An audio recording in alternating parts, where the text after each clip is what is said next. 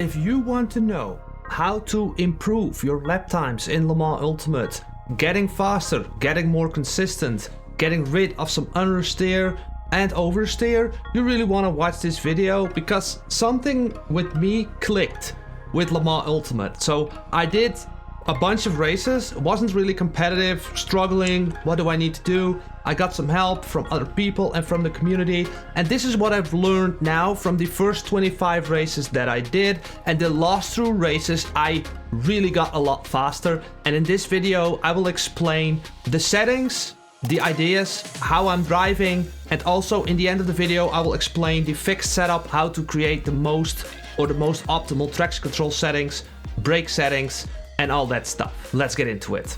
Video, I will just share this race a little bit on how I improved my lap time and how I'm actually like competing now and how I'm actually getting faster. So let's get into this race start. Now I'm also qualifying really quickly on this track. We did like a 22.5 on the school circuit of the Bahrain. It's important that if you're really in the top of the field, you're gonna have probably cleaner races than on the back. So if you're in the midfield or further down the back, I think it's more safe to like be a little bit more passive and safe. But yeah, let's move on. I have a hard time in the race start because somehow people really know how to start, so I always lose a position or two after qualifying. So this was a 22.4 qualifying that I did, and we're gonna chase down this Aston Martin, who's actually really quick on the straights. But I will explain a few scenarios here what you can use to get faster in Le Mans Ultimate, how the braking technique works, and how the traction control settings are vital to create some rotation and all that stuff. So also for the braking, there's going to be a lot of things you need to understand about Le Mans Ultimate to get quicker. So I'm coming from ACC, and on ACC you need to hit the brake pedal with the full 100%, but that is actually not really working in Le Mans Ultimate. The initial moment of braking, yes, you need that 100%, but as soon as you start hitting that 100%, you already need to bleed off immediately. And you can see that in the braking bars on the back, that I'm hitting the brakes fully, but then coming off, bleeding them off really quickly to get a better trail braking curve into the corner.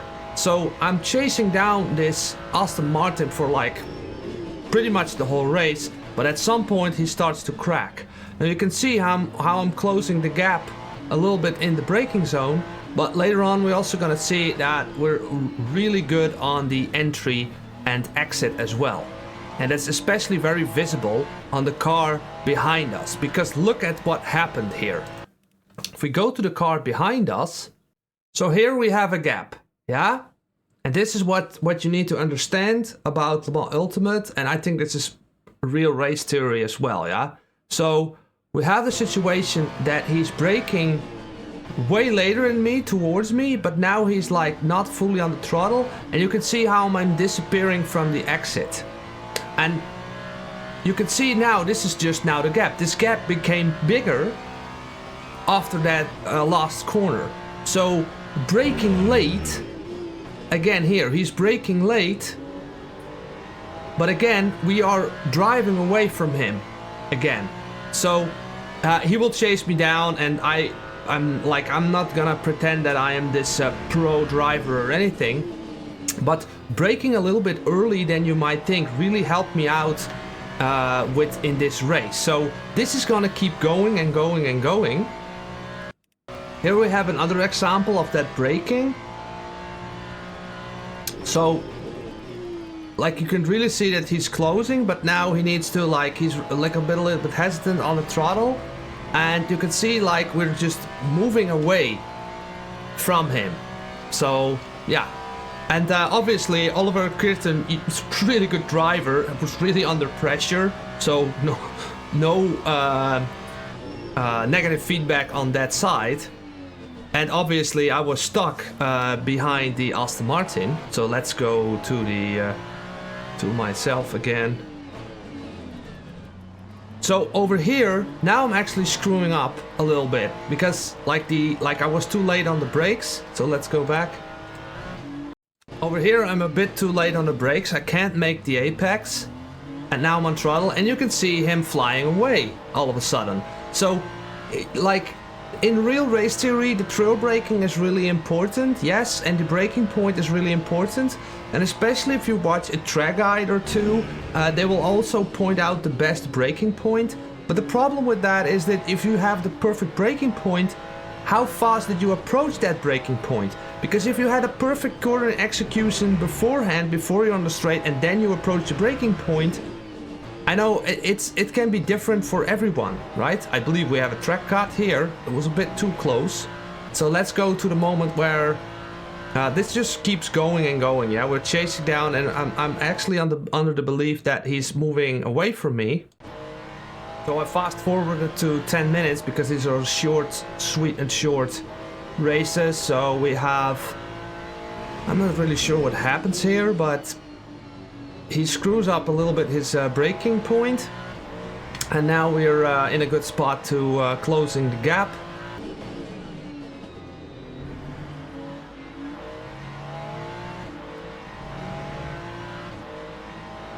Now, because we've chased him down pretty much the whole race, and I started to see that he was kind of cracking. By the way, his top speed was way higher, yeah, but we were completely like chasing him down, and over here we can actually outbrake him.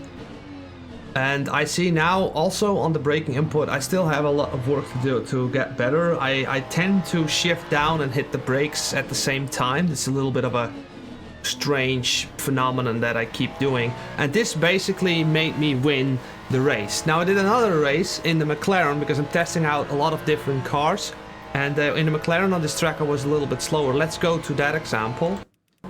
So yeah, here's the example for the with the McLaren, and again I'm using the same traction control settings. I will later in the video will explain a little bit of the traction control settings and the values that I'm using.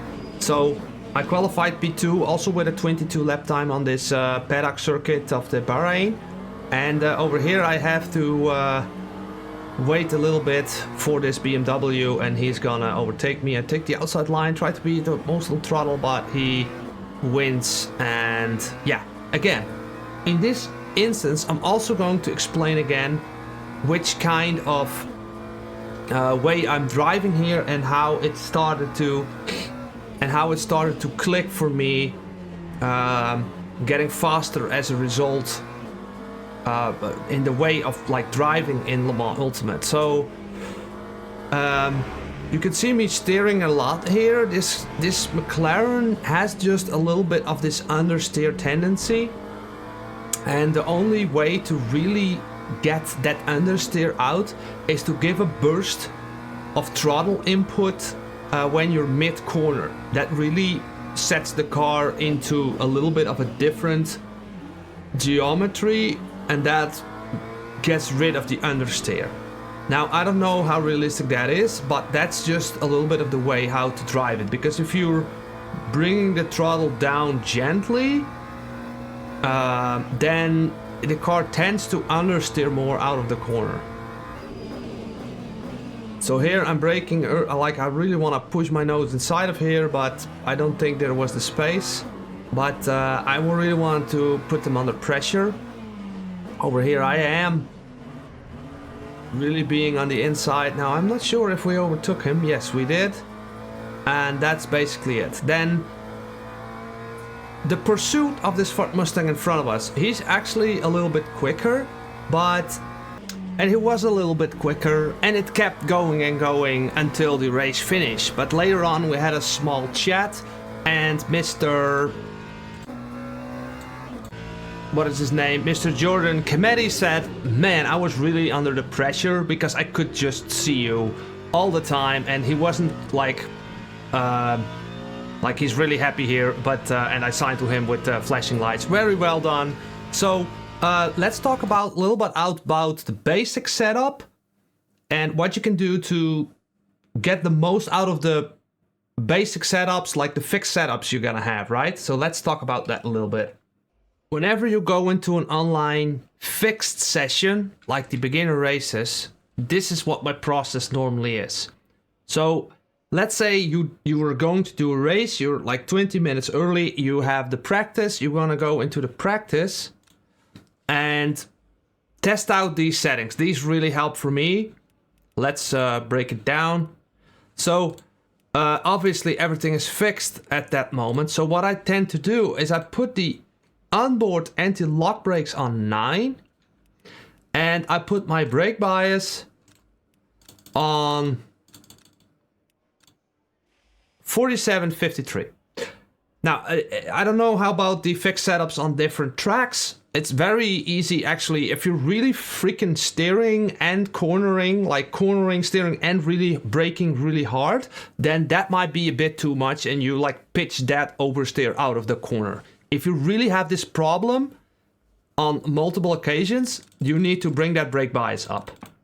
But the low brake bias really helps with the rotation on the slow corners.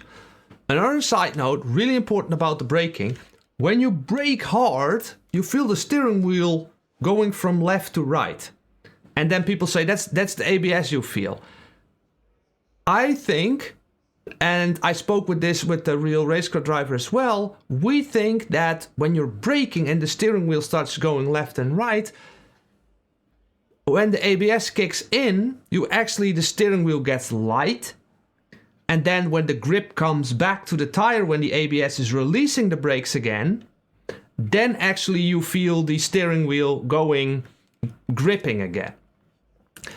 Now, the ABS can really help you to not lock up, but I feel you're gonna be the fastest when you don't feel the vibration in the wheel. So if you can prevent with your left foot the braking pedal from the wheel from shaking, I found that lap time significantly drop when I don't rely on ABS.